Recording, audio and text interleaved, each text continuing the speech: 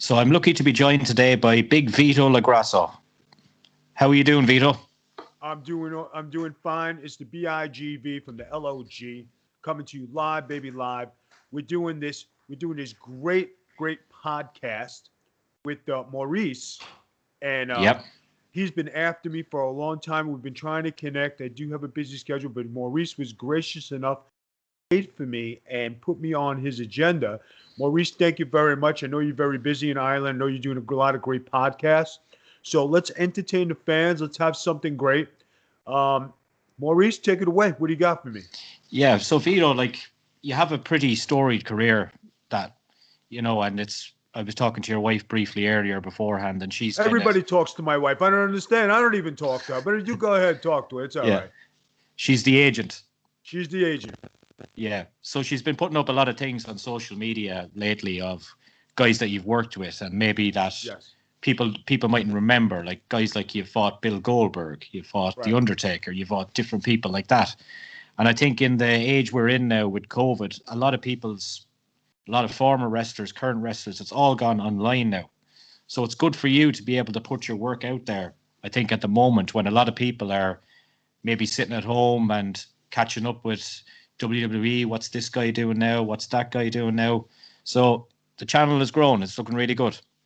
Now, I tell you, man, it's funny because when I started in 1991 for the WWF and I wrestled as Von Crush of Vito Cruz, and I was doing live TVs my first year wrestling in the business. So, I mean, that's kudos to me and my trainer, Johnny Rods, for grooming me for that being, ready to go on TV like that. And it was a guy named Sonny Blaze who actually brought me to the WWF. Yeah, he says, you ready to go? I said, I'm ready. Johnny was like, no, no. He says, you're going to go anyway. He says, just go, do your thing. Remember everything I taught you. And I wrestled, in the WWF. I wrestled Bret Hart 4 times. I wrestled British Bulldog, The Rockers, The Undertaker, Big Boss Man, Typhoon, High Energy, Virgil. I mean, I wrestled all the greats, and I had a good time. And they never treated me bad. They treated me like one of the boys, and like that was a big thing. They gave me respect because of who broke me in and how I conducted myself.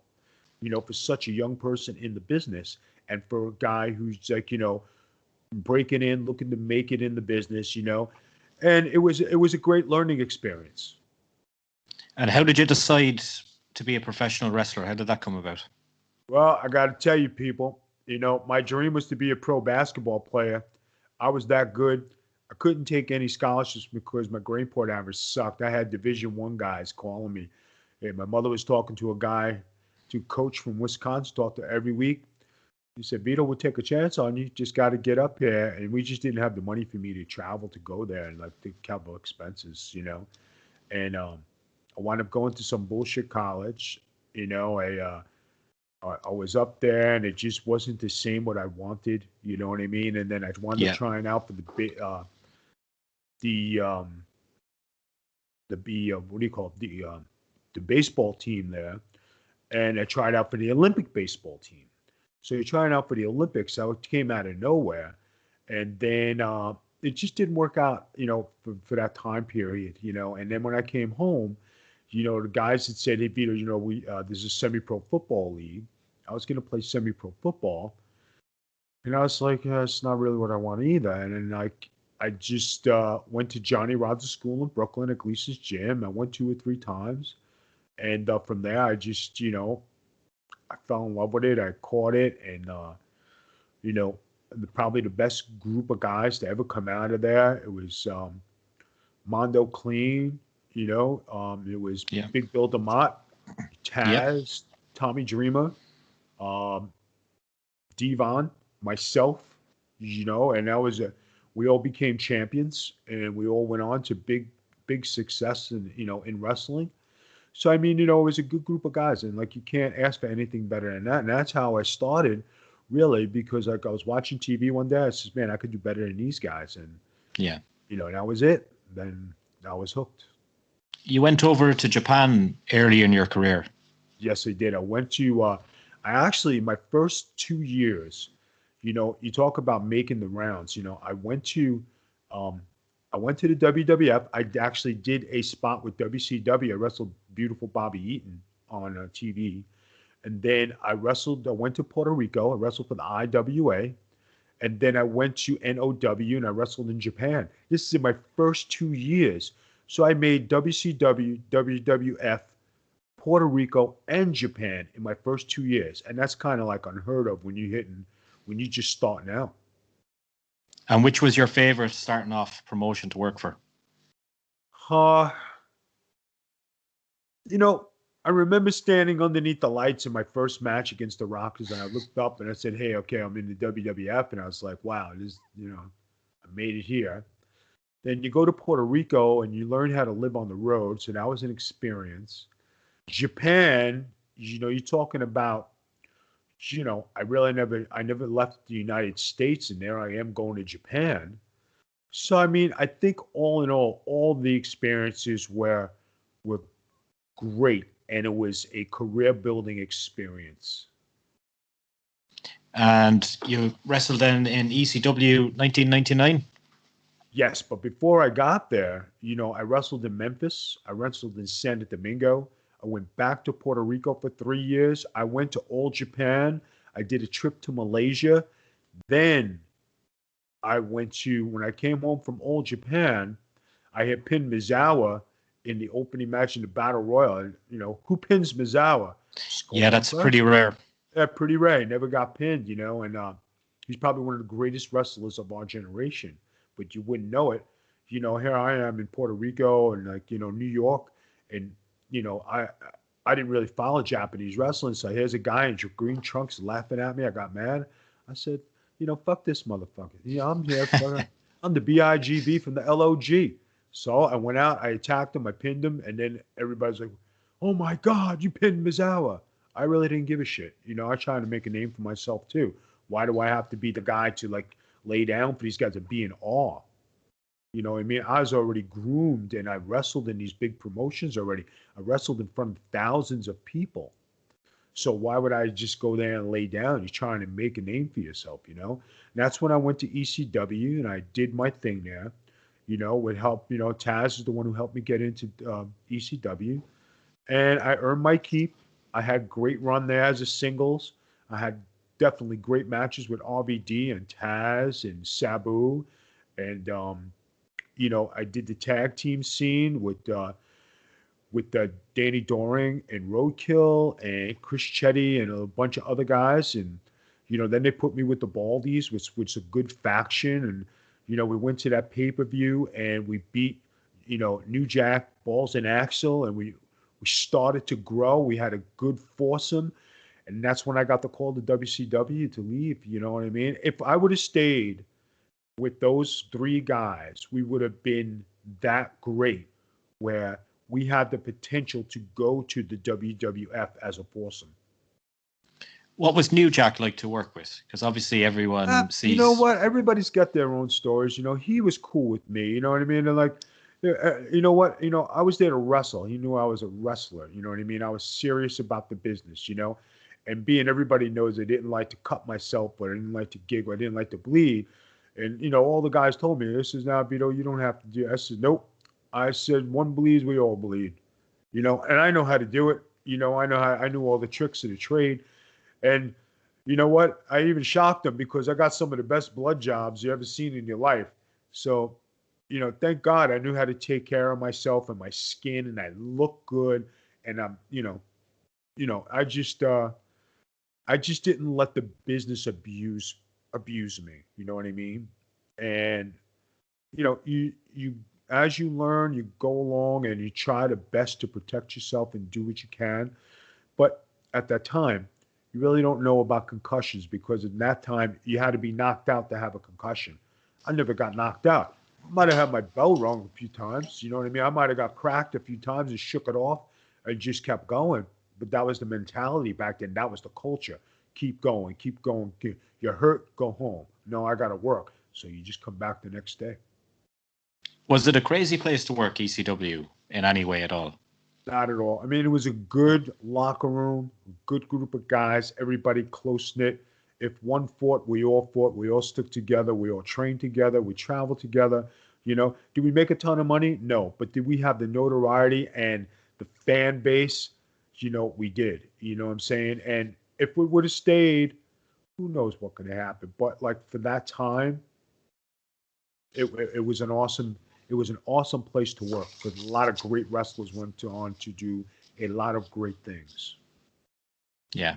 And from there, you ended up back in WCW then again, was it? Yeah, I went to WCW. Vince Russo gave me the call. He had something for me, and that's where we started the Mamalukes, Johnny the Bull and I. Yeah. We became World Tag Team Champions. And, at that point, I was 10 years in and finally, got my recognition. And when I got the offer, I told Paul, I don't want to go. He says, Vito, you have to go. This is what you've been working for. I said, I can't pay you that kind of money. And I said, okay. He was honest to tell me the truth. He didn't try to lie to me or nothing like that. So he let me, he said, okay, just go do this. I said, all right, no problem. And, I found my niche in WCW. We were a great tag team, probably one of the most entertaining tag teams because what do you watch on the network? Watch Johnny the Bull and Big Vito on all the vignettes we had and all the stuff. And you say, wow, we were that good because I watch it and I'm like, wow, that's entertaining stuff. But at the time, we were going up against WWE, in the Nitro Wars, you know what I mean? So it was DX against the Mamalukes. We had the straps, they had the straps. So it was a good camaraderie. Then, WCW was doing a hardcore. And, I put I said, listen, if I'm going to have a run as a singles, I said, why don't you put me in the hardcore? Because I knew I could do hardcore from ECW. Yeah. So that's when I did that. And that's when I had the big match on Nitro against Terry Funk. And when I beat Funk, that put me on the map and saying, okay, Vito, you arrived. That was great, and he did the favor for me. He was a gentleman. He made me that night. One of the biggest nights, if not the biggest night of my career. Do you think that was the defining moment of your career? Yeah, I mean, that put me on the map to say I have come full circle because remember, everybody's fighting for a position in WCW, and here I'm come steamrolling in, and I'm putting out these matches, and I'm working with every top guy in a company, and nobody wants to give an inch, and everybody's playing this political game, But here I am a wrestler, and I'm trying to make it on my ability. And you're like, okay, here he comes. He's tag team champion. Now he's hardcore champion. What is next? But between all the mishaps with management, who's in, who's out, who's pushing who's got their guys, who doesn't have their guys, you're like, all right, I can't follow the bouncing ball anymore. Yeah. You mentioned Vince Russo earlier. I met Vince, I think it was about 6 years ago now. He done a signing in Ireland and a meet and greet. And he was just going through his career and that. And I think he's a guy, because I know you work with him on the network as well. But I think he's a guy that gets an awful lot of stick, but he shouldn't because of what he's contributed to the business. And he gets a lot of criticism because he's not a fighter. He's not a politicker. He's not anything. He's a guy who loved the business. What people don't realize is I broke Vince Russo in the business. I helped break him in. We came up together. So you're talking about a guy who had passion for the business and a guy who wanted to do things the right way. And he takes crap from every shitbag that's out there today. But what do we all watch? We watch the Attitude Era, which he had a hand in. We watch the old WCW stuff that we watch. We watch the old Impact tapings, right? And who wrote that stuff? Vince Russo. I don't think he really takes it all on board. I think he just kind of lets it all go, because I think he's used to it at this point. No, let me tell you something, people. When you get ridiculed for 20 years, has a mental effect on you. And like, how much can you be blamed? You killed wrestling. You did this. You did that. You did the other thing. What did he do? He wrote the fucking shows. And then you talk about the guys who you want to talk about killing wrestling. What about the guys who suck and they couldn't wrestle and they had the top spots? That sucks. In terms of storylines, I think in wrestling history, I think he's probably written the best storylines that there has been. You're absolutely right. And you want to know what else? Like when it comes to like these guys, they fight now. And I look at the online stuff with Jim Cornette, Eric Bischoff, Bruce Pritchard, right? And whoever else comes out of the woodwork. And I'm saying, are you guys, you're all over 50 years old and you're fighting over fucking wrestling. And some people wanted to get physical. Some guys had death threats. Some guys just make a Vince Russo this and really you you're the top guy in WWE, but you're talking about Vince Russo instead of building your own stars, right? You have Yeah. your own podcast, right? Two gentlemen. But you talk about Vince Russo instead of talking about wrestling. And both of them are knowledgeable guys, and they did, add something to the business. But when you do stuff like that, guys, it makes you small. That you have to tattle and tell. Look at Vince Russo. Look at Vince Russo. Look, yeah, but all three of you guys got fired from all your jobs. Vince Russo never got fired from any job. He left. Yeah. What was it like to work in TNA? It was like it was the second coming of WCW. Maybe not the same politics, but you had all the same guys there. So it was it wasn't a bad thing. I mean, everybody has their own take on things, and you just go with the flow. I mean, is any place a bad place to work when you're working? No. What is the thing of wrestling, right? When you're working, you complain. When you're not working, you complain. When you're making a certain amount of money, you complain. When you're making top dollar, you complain. So what do you do in wrestling? You complain. And sometimes complaining, then get out of the damn business. That's why, like, when people they get on the internet and they criticize me or say something, I could care less what you have to say. I don't give a shit because I'm a straight shooter. I say it the way it is. I don't make up any stories. And really, truly, I don't have beef with anybody. And, you've heard the interviews and you've heard a lot of guys, oh, Vito this, Vito that. If you had beef with me and you were wrestling against me, why didn't you kick my ass when you had the chance? Exactly. Could it be that I was known as a tough guy? Could it be that maybe nobody wanted to test me? Could it be that everybody knew I was a shooter?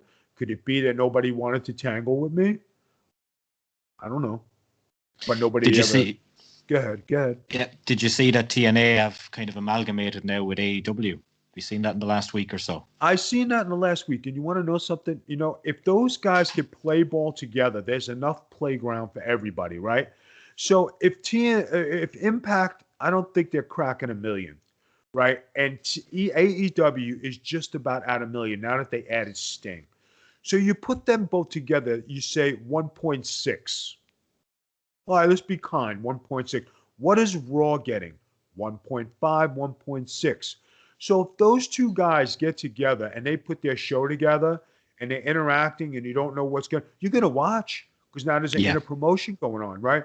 So now, okay, if you're looking at star power for TNT and AEW, them adding Sting, that was a great acquisition because I got mad, and I was just saying this on a Duke of Wrestling podcast. I said the way they did Sting, they did him dirty because he didn't want to go wrestle for them. He didn't want nothing to do with them. Money talks. So when he finally got in there, they jobbed him out and made him feel, not superior or not good enough to that, like he didn't belong. And that's not the case. Sting was the man, the leader of WCW. Sting was the man in Impact. So, and then you bring him to WWE, make him job to Hunter. Then you give him the Hall of Fame. Then you make him job to Rollins. And then whatever else he did, it was a shit appearance and a shit run. Right? Yeah. So he goes to AEW. He's going to right the ship. He's going to go out on his own terms.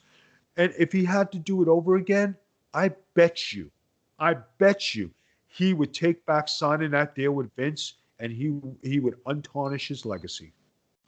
Do you think that they signed that deal just to put him through the mud because of his history with WCW?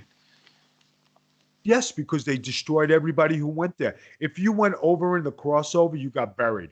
Look what they did to Scott Steiner. Scott Steiner was our stud, was our big money maker, right? And what they do, job to Hunter. They made him get beat up every week. It was the shits. They did the same thing to Goldberg.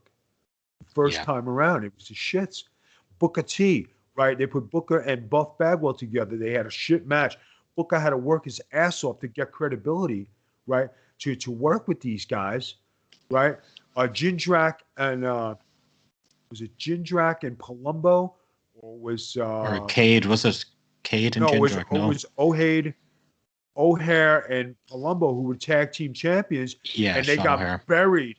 buried by Kane and Undertaker. I mean, just made to look like inferior. That was another thing. They made all the guys who came over. They did the same thing to the ECW guys. When the ECW guys got in there, they all buried them, right? Nobody's They better ruined the than, brand. yeah, there's nobody better than WWE homegrown talent.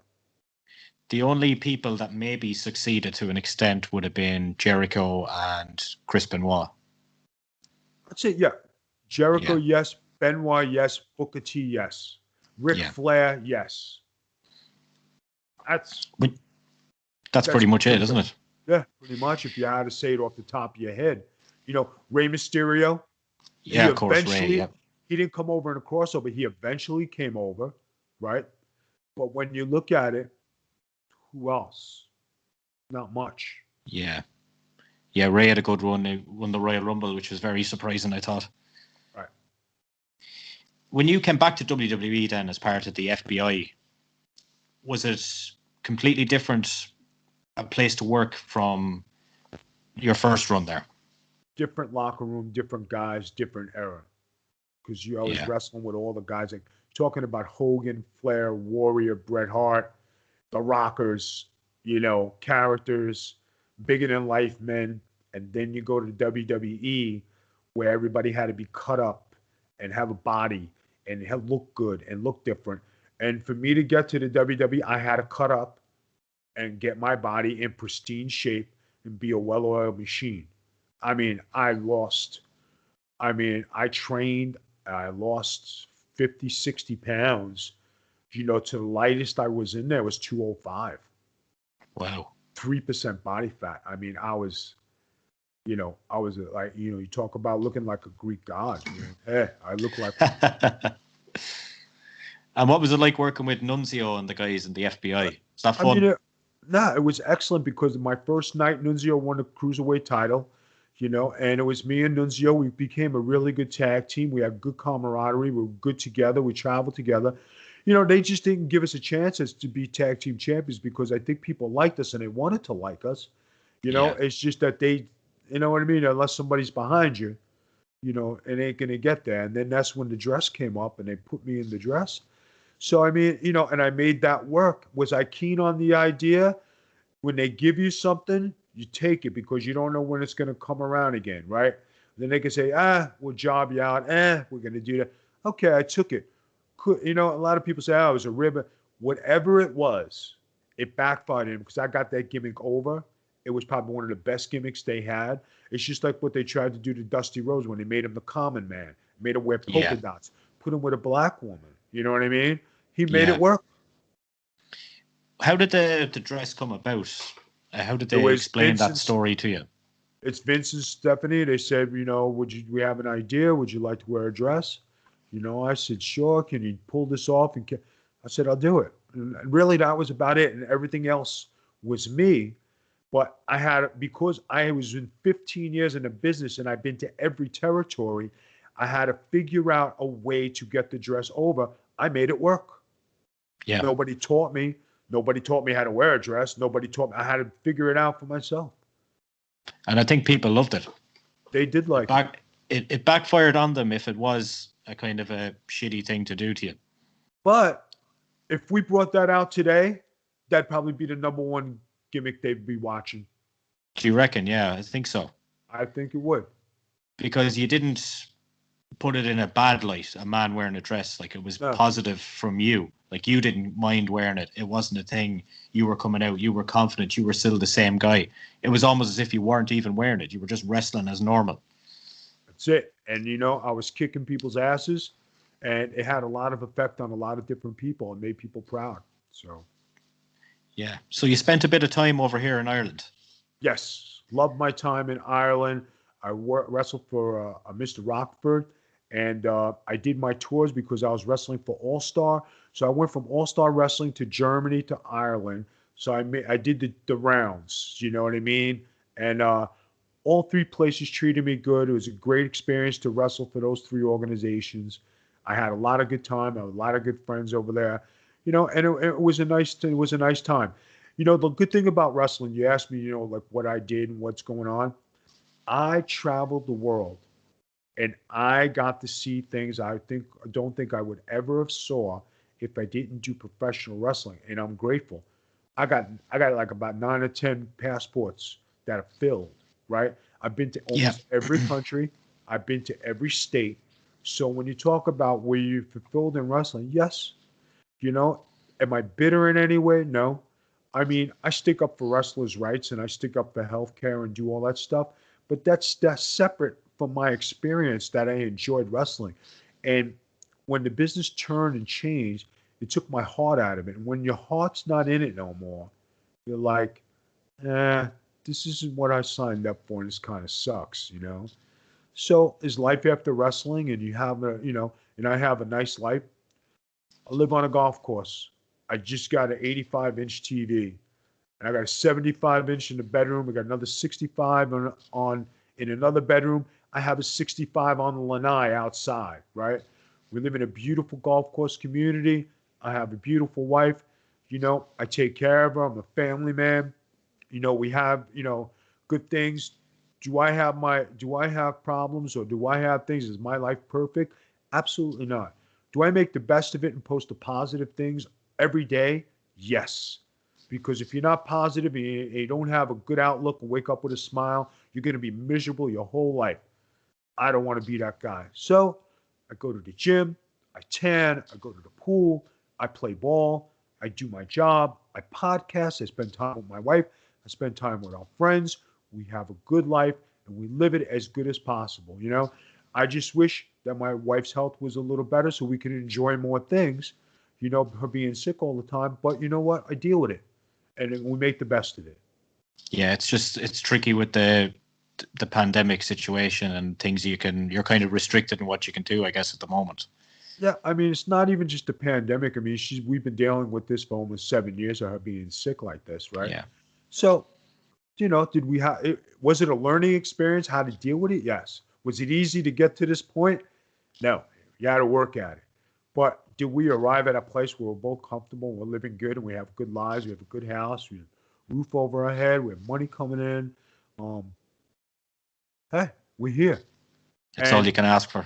when you look at me on TV and you see me, you say, son of a bitch, looks like 20 years ago. He looks better than 20 years ago because I take care of myself. Do you think you'd ever get back into wrestling in any capacity as commentator, manager, anything like that? Would you rule it out?